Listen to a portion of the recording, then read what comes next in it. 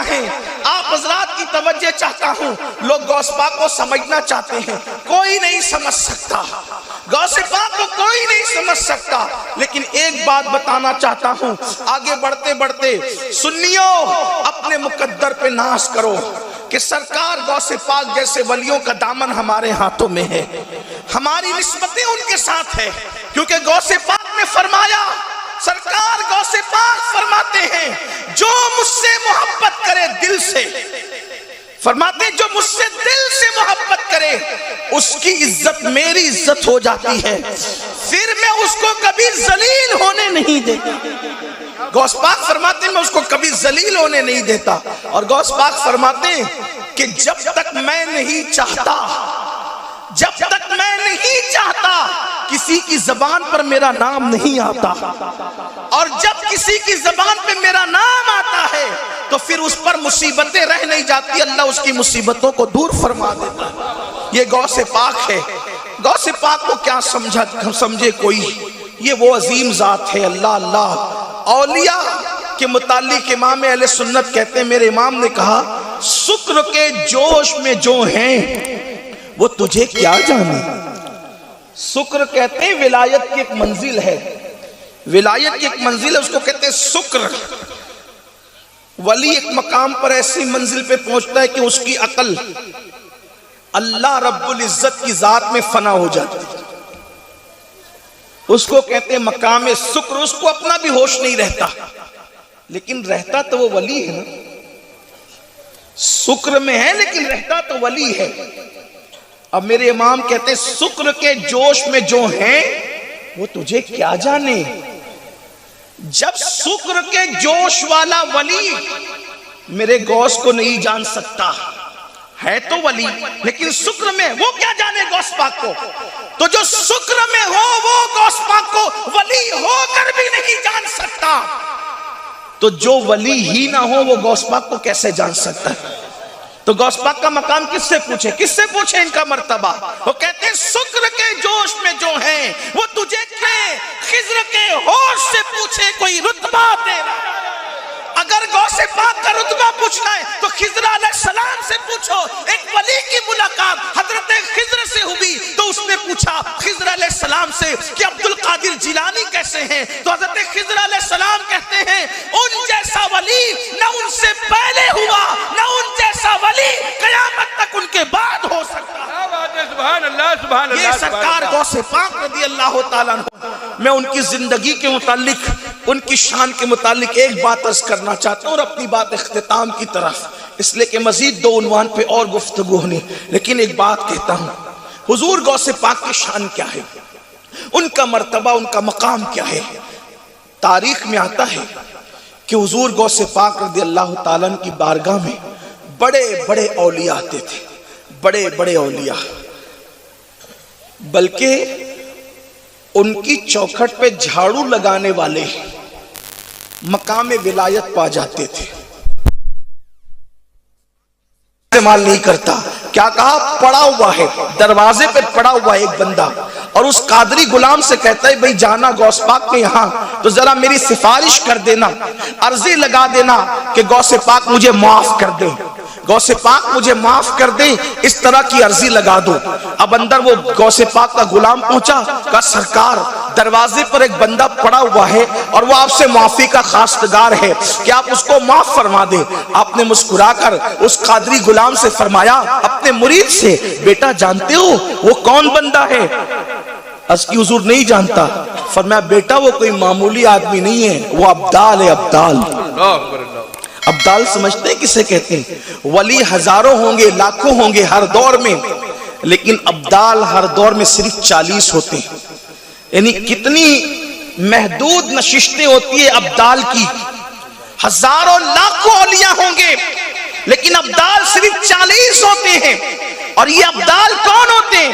اللہ کے رسول علیہ السلام نے فرمایا ابدال وہ ہیں جن کی برکت سے بارش برستی ہے، ابدال وہ ہیں جن کی برکت سے اناج اگتا ہے، ابدال وہ ہیں جن کی برکت سے جنگوں میں فتح ملتی ہے، ابدال وہ ہیں جن کی برکت سے مصیبتیں ٹلتی ہیں، اب ہیں جن کی برکتوں سے رحمتوں کا نزول ہوتا ہے، یہ ابدال ہیں اور وہ صرف 40 ہوتے ہیں۔ تو تو غوث پاک فرماتے بیٹا وہ ابدال ہے ابدال. اور کہاں ہے ابدال؟ غوث پاک کی چوکھٹ پہ پڑا ہوا ہے. کہا وہ معافی اس لیے مانگتا ہے کہ اس سے قصور ہو گیا ہے. کہا حضور قصور کیا ہو گیا ہے؟ فرمایا کہ وہ اور اس کے اور دو ساتھی یہ تین مل کر بغداد معلیٰ کی فضاؤں میں اڑ رہے تھے. یہ تینوں اڑ رہے تھے. جب میرا گھر آیا میری خانقاہ آئی تو ایک ابدال دائیں ہو گیا کہ غوث پاک کی خانقاہ اس کے اوپر سے نہیں جانا. دوسرا بائیں ہو گیا کہ غوث پاک کی خانقاہ اس کے اوپر سے نہیں جانا. ان کے دل میں خیال آیا عبد القادر بھی ولی ہے میں بھی تو ولی, وہ بھی ولی میں بھی ولی, اس کی خانقاہ کے اوپر سے اڑ کے جانے میں حرج کیا ہے؟ تو وہ میری خانقاہ کے اوپر سے جانے لگا تو اللہ نے اس کو اٹھا کر کے یہاں پھینکا اور وہ یہاں پر آ گیا اس لیے کہ میری خانقاہ کے اوپر سے جا رہا تھا, اس لیے اس کا یہ انجام ہو گیا. لیکن تم نے سفارش کی جاؤ میں نے اس کو معاف کر دیا. ادھر غوث پاک نے معاف کیا ادھر وہ ہواؤں میں پرواز کرنے لگا. کیا بات ہے. اگر غوث پاک کی خانقاہ کے اوپر سے ابدال جانے کی کوشش کرے تو زمین کے اوپر انہیں ڈال دیا جاتا ہے. یہ غوث پاک کا مقام ہے. اللہ اکبر. اور بات ان کی آئی ہے تو عرض کروں تو ان کے یہاں بڑے بڑے لوگ آتے تھے صبح شام, بڑے بڑے لوگ, اولیاء کا مجمع. بلکہ ان کے خطاب میں تو ان کی محفل کی شان بڑھانے کے لیے خود مصطفیٰ جان رحمت بھی تشریف لاتے. کیا بات ہے. سبحان اللہ سبحان اللہ. خضر علیہ السلام بھی آتے ہیں, مولا علی بھی آتے ہیں, حضرت موسیٰ علیہ السلام بھی آتے ہیں محفل کو چار چاند لگانے کے لیے. بلکہ ایک مرتبہ غوث پاک فرماتے ہیں اپنے ساتھیوں سے کہ آج ہماری محفل میں مصطفیٰ جان رحمت تشریف لائے تھے اور موسیٰ علیہ السلام کو ساتھ لے کر آئے تھے, اور آقا نے مجھے دیکھ کر فرمایا کہ موسیٰ دیکھو یہ میرا بیٹا عبد القادر ہے, کیا اس جیسا ولی آپ کی امت میں کوئی ہے؟ تو موسیٰ علیہ السلام نے عرض کی نہیں یا رسول اللہ میری امت میں ایسا ولی موجود نہیں ہے. یہ ہے غوث پاک کی شان. تو آپ کی بارگاہ میں بہت لوگ آتے تھے. آپ کی چوکھٹ پر ایک شخص بیٹھتے تھے, بڑی سادی طبیعت کے آدمی. آپ کی چوکھٹ پہ ایک شخص بیٹھتے تھے. ان کا کام تھا, ان کی ذمہ داری تھی. ذمہ داری یہ تھی کہ جو غوث پاک کے مہمان آئیں اس کو استنجا کے لیے لوٹے میں پانی بھر کر کے دیں, ان کو وضو کے لیے لوٹے میں پانی بھر کر دیں. دیکھو غوث پاک کی چوکھٹ پہ بیٹھا ہوا کتا بھی ہمارے نزدیک قابل احترام ہے. میں کوئی بے ادبی کے لیے نہیں کہہ رہا ہوں, لیکن ایک بات آپ کو بتاؤں, یہ چھوٹے موٹے کام ہم انہی کو دیتے ہیں عام طور پہ جو آدمی کسی قابل نہیں ہوتا. صحیح ہے, ایسے ہی ہوتا ہے نا, چھوٹے موٹے کام چھوٹی موٹی طبیعت کے لوگوں کو دیا جاتا ہے. لیکن ان کی بات نہیں کر رہا ہوں, صرف سمجھانے کے لیے کہہ رہا ہوں. جس کو لوٹے میں پانی بھرنے کے لیے دیا گیا ہو آخر بظاہر ان کا علمی معیار کیا رہا ہوگا, ان کا تقوی کیا رہا ہوگا, ان کی پرہیزگاری کیا رہی ہوگی, جو بھی رہا ہوگا. تو غوث پاک کی چوکھٹ پہ بیٹھے اور کتنے سال تک بیٹھے؟ کم و بیش 40 سال تک. بعض لوگوں نے 20 سال بھی کہا, 20 سال یا 40 سال تک غوث پاک کی چوکھٹ پر وہ بیٹھے. بس کام ایک تھا, لوٹے میں پانی بھر کر دینا, استنجا کے لیے وضو کے لیے مہمانوں کو پانی بھر کے دینا. ایک دن ان کے دل میں ایک وسوسہ آیا کہ میں 40 سال سے بیٹھا ہوں یہاں غوث پاک کی چوکھٹ پہ, غوث پاک نے مجھے دیا کیا؟ غوث پاک نے مجھے دیا کیا؟ کبھی کبھی شیطان وسوسے پیدا کرتا ہے, مجھے دیا کیا, یہ خیال آنا تھا. اس دن غوث پاک کے یہاں 2 ابدال آئے تھے سرکار سے ملنے کے لیے, فیض لینے کے لیے, خیرات لینے کے لیے آئے تھے. ان دونوں کو دیکھ کر اس بزرگ نے, اس لوٹے والے بابا نے ان سے کہا کہ میں برسوں سے بیٹھا ہوں مرشد کی چوکھٹ پہ, میں چاہتا ہوں کہ آپ کے ساتھ چلوں, آپ لوگوں کے ساتھ چلوں.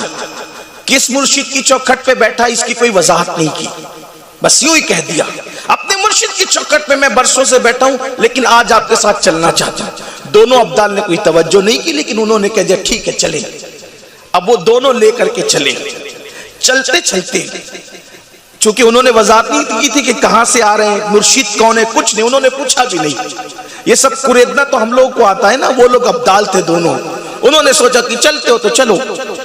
کچھ دور چلے ان کے ساتھ پیدل, تو انہوں نے ان سے کہا کہ حضرت ہمیں بھوک لگی, उन दोनों बुजुर्गों से कहा हमें भूख लगी, क्योंकि गौस पाक के यहाँ तो 24 घंटा लंगर जारी रहता था, खाने पीने के बड़े मजे थे वहां, लेकिन यहाँ तो सफर में आए पहली बार बरसों बाद, अब मुझे भूख लगी। उन्होंने कहा देखो हम अब्दाल लोग हैं, हम ऐसे बार बार खाने वाले लोग नहीं हैं, हम लोग 24 घंटे में एक बार खाते हैं, अगर आपको हमारे साथ चलना हो तो चलो, वरना घर वापस लौट करके जाओ, अपनी मंजिल अपनी जगह पर जाओ। उन्होंने कहा अब निकल गए हैं तो चलो। इसी को कहते हैं कि जब मुस्लिम में सर डाल दिया तो अब जो है वो, हाँ, उसकी मार से उसकी चोट से अब खौफ क्या है, तो इस वजह से चले तो अब चले, निकल गए। 24 घंटे पूरे बीते, भूखे रह रह कर हालत खराब हो गई, अजीब हालत हो गई। 24 घंटे के बाद फिर कहा रहम करो बहुत भूख लगी है, तो एक जगह रुके, मुसल्ला बिछाया, 2 रकात नमाज पढ़ी और दुआ की, तो 3 प्याले और 3 रोटियां आसमान से जमीन पर आई, एक एक प्याला तकसीम किया, एक एक रोटी ली, तीनों ने खा लिया, बड़ा मजा आया, बड़ा मजा आया। लेकिन फिर आगे बढ़े, फिर अब जहन बन गया कि 24 घंटे बाद ही खाना मिलेगा। फिर 24 घंटे गुजरे, इन्होंने फिर कहा भूख से बुरा हाल है, कुछ खिलाओ तो सही। फिर दूसरे ने मुसल्ला बिछाया, 2 रकात नमाज पढ़ी, फिर दुआ की, फिर 3 कटोरे, 3 रोटियां आई, तकसीम हो गई, तीनों ने खाया।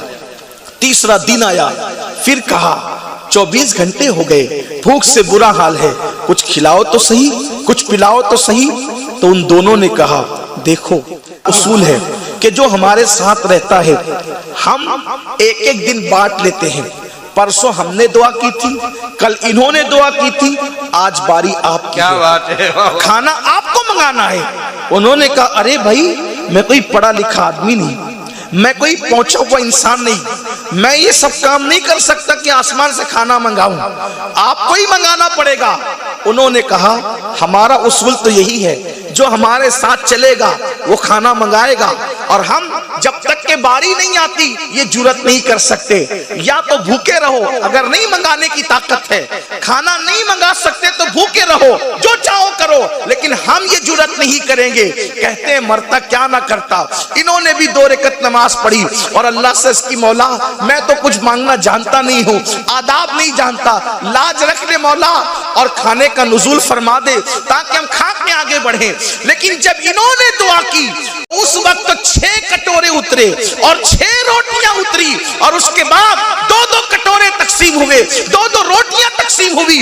उन दोनों अब्दाल ने कहा भाई तुम तो कहते थे तुम सीधे साधे आदमी हो, तुम मांगने का ढंग नहीं जानते, आखिर हमने मांगा तो एक एक आया, तुमने मांगा तो 2-2 आया, आखिर तुम हो कौन? अल्लाह अकबर। फिर उन्होंने कहा अल्लाह अल्लाह के आप मुझसे पूछते हो कौन हो, मैंने तो कोई खास दुआ नहीं की, ये अल्लाह का करम है कि 2 कटोरे उतरे एक एक के लिए, मैंने तो इतना का मौला मुझे कुछ आता जाता नहीं है, बस मौला लाज रख ले और खाने का इंतजाम फरमा दे, तो मेरे अल्लाह ने इंतजाम कर दिया। लेकिन ये तो बताओ आखिर तुम क्या कह करके दुआ मांगते हो? मैंने तो सीधी सादी दुआ की और 2-2 कटोरे आ गए, लेकिन तुम क्या कह के दुआ मांगते हो?